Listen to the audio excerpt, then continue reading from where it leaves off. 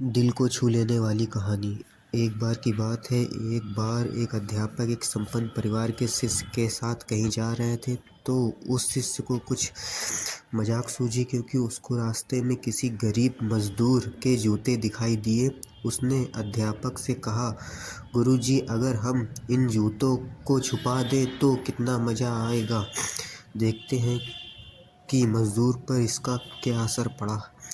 अब उसको तो मजाक सूझ रहा था, लेकिन गुरु जी ने कहा कि नहीं, गरीब इंसान के साथ इस तरह का भद्दा मजाक करना ठीक नहीं है। उसने कहा, क्यों ना हम इन जूतों में कुछ सिक्के डाल दें और देखें कि इनका इस गरीब मजदूर पर क्या प्रभाव पड़ता है। उन्होंने ऐसा ही किया। जैसा मजदूर अपना काम करके लौटा, उसने एक पाँव अपने जूते में डाला तो उसको कुछ कठोर सा महसूस हुआ। उसके अंदर हाथ डाला तो उसको कुछ सिक्के दिखाई दिए। वह थोड़ा आश्चर्य में पड़ गया। आसपास किसी को देखा तो कोई भी दिखाई नहीं दिया।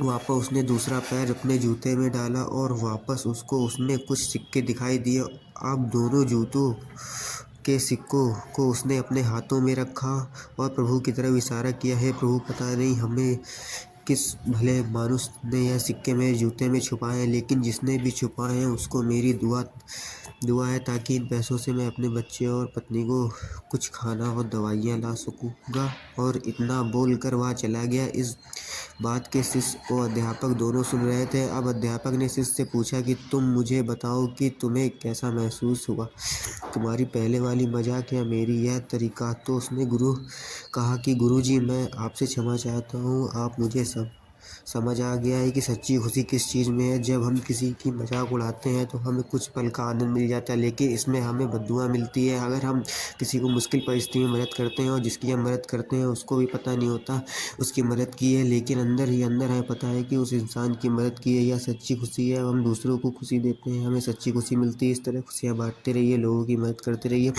और दान करते रहिए। जिसने भी आप